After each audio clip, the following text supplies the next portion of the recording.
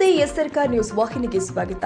ಪ್ರಯಾಗ್ರಾಜ್ ಮಹಾಕುಂಭಮೇಳದಿಂದ ವಾಪಸ್ಸಾಗುವ ಭೀಕರ ಅಪಘಾತದಲ್ಲಿ ಕಳೆದು ಹೋದ 7 ಜೀವಗಳ ನೆನಪಿಗಾಗಿ ಬುಧವಾರ ಸಂಜೆ ಗೋಕಾಕ ನಗರದ ಕೋರ್ಟ್ ಸರ್ಕಲ್ನಲ್ಲಿ ಏಕತಾ ಫೌಂಡೇಶನ್ ಗೋಕಾಕ ಸಂಸ್ಥಾಪಕ ಅಜರ್ ಮುಜಾವರ್ ಮತ್ತು ತಂಡದವರು ಕ್ಯಾಂಡಲ್ ಮಾರ್ಚ್ ನಡೆಸಿದ್ದಾರೆ.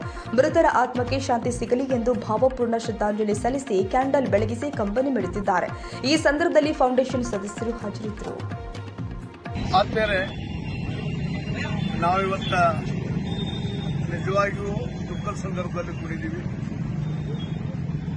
ಒಂದು ದೈವಿ ಸ್ವರೂಪವಾದಂಥ ನಮ್ಮ ತ್ರಿವೇಣಿ ಸಂಗಮಕ್ಕೆ ಹೋಗಿ ಪವಿತ್ರ ಸ್ನಾನ ಮಾಡಿ ಬರುವಂಥ ದುರ್ದೈವದಿಂದ ನಮ್ಮ ಈ 7 ಜನ ಗೋಕಾಕದವರು ಸ್ವರ್ಗವಾಸಿಗಳಾಗಿದ್ದಾರೆ.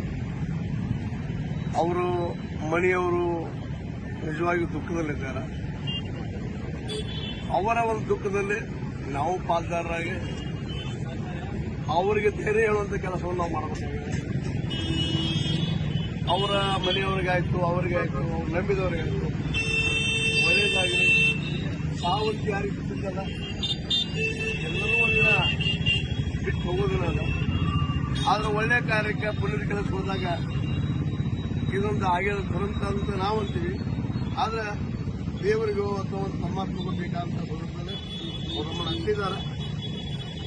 ಅವರ ಆತ್ಮಗಳಿಗೆ ಒಂದು ಶಾಂತಿ ನೆಮ್ಮದಿ ಸಿಗದಂತೇಳಿ ಈ ಸಂದರ್ಭದಲ್ಲಿ ಪ್ರಾರ್ಥನೆ ಮಾಡ್ತಾ ಅವರಿಗೆಲ್ಲ ಮತ್ತು ಅವ್ರ ಮನೆಯವರಿಗೆಲ್ಲ ಈ ದುಃಖ ನಿವಾರಿಸುವಂತ ಕಡಿಮೆ ಮಾಡುವಂತಹ ಕೆಲಸ ನೀವೆಲ್ಲ ಏಕತಾ ಫೌಂಡೇಶನ್ ಮಾಡಿದ್ದೀರಿ.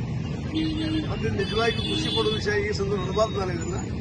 ಆದ್ರೆ ಇವತ್ತ ನಮ್ಮ ಹಿಂದೂ ಮುಸ್ಲಿಂ ಅನ್ನುವಂತಹ ಒಂದು ಭೇದ ಹುಟ್ಟೋ ಸಂದರ್ಭದಲ್ಲ ಇವು ಭಾವೈಕ್ಯದ ನೆಲೆಯಲ್ಲಿ ಎಲ್ಲರೂ ಕೊಡ್ಕೊಂಡ ನಮ್ಮವರು ನಮ್ಮ ಜನ ಅನ್ನೋದೆಲ್ಲ ನಮ್ಮವರು ಮಾನವೀಯತೆ ನೋಡೋದಂತ ನೀವು ಇವತ್ತು ಮಾಡಿದ್ದು ಬಹಳ ಸಾಂದರ್ಭಿಕವಾಗಿ ಒಳ್ಳೆಯದಾಗಿದೆ.